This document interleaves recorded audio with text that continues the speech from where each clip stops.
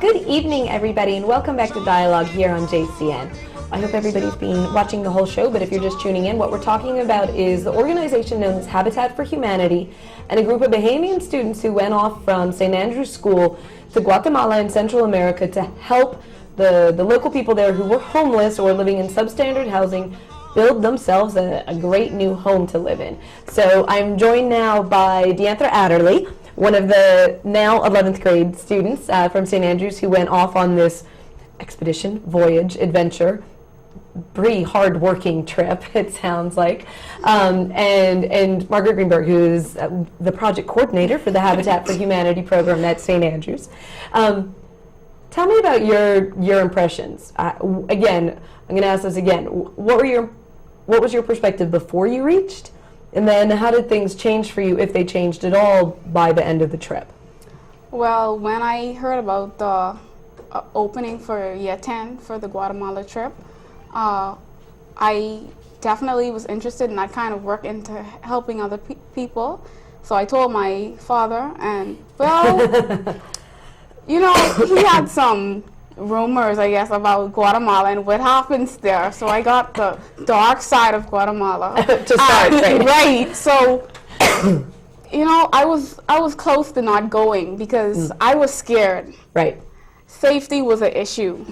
So I went to Miss Greenberg and I talked to her and I told her my concerns, and she said that, listen, there are other people going on this trip and we wouldn't do it if we thought that it wasn't safe for you. Right. And she gave me some really sound advice.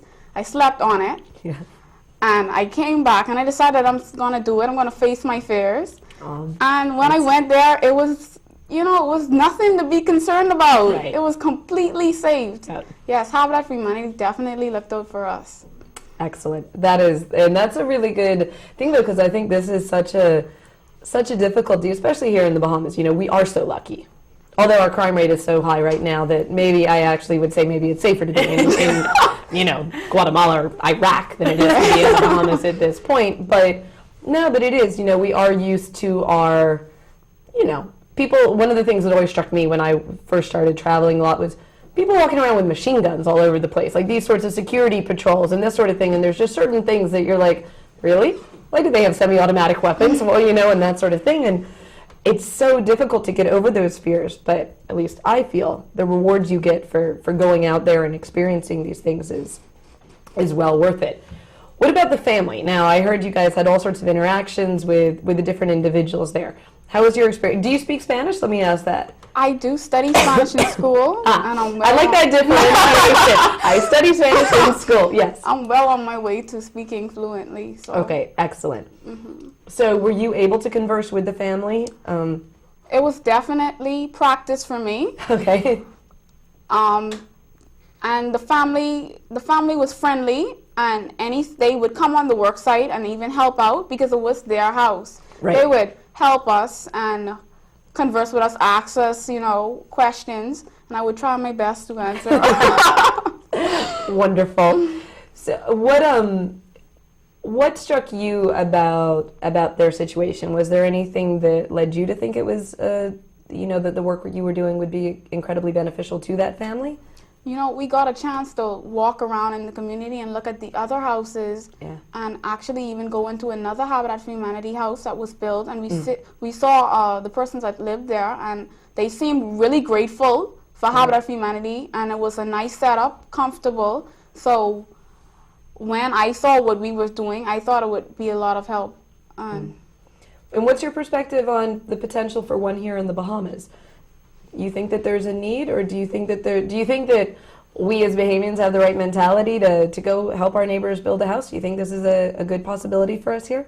Well, as you can see with Miss Greenberg, we have a few people like her that want to help other people, and people right here. So hopefully if we get the right team together, that can happen, because I think there is a great need for Habitat for Humanity in the Bahamas. Excellent. And I actually got I don't even know. Oh, now I remember. One of the things that's going to become very important, I'm going to talk about a lot, is fundraising, because you don't get to do this sort of thing without money. And this was actually how I first found out about this trip, was that I'd received an email about a fundraising event that you guys were doing, and two things struck me. I had just been to Guatemala for the first time the year before, so I was so impressed with the idea of just going to Guatemala, even if it had just been for fun, that I wanted to talk about it. But the second thing was the Habitat for Humanity idea. And I could just start thinking back then, I think it was May that we started chatting in the beginning. Probably, yeah. It's been growing since then. We should have this here. So I'm going to keep on pushing this throughout the show. Please, if you are excited about this and inspired by these wonderful stories, and there's 9 more students that you can come talk to as well if you want to be more inspired. But let's try and get something working here. Again, you can email me, bahamasdialogue@gmail.com.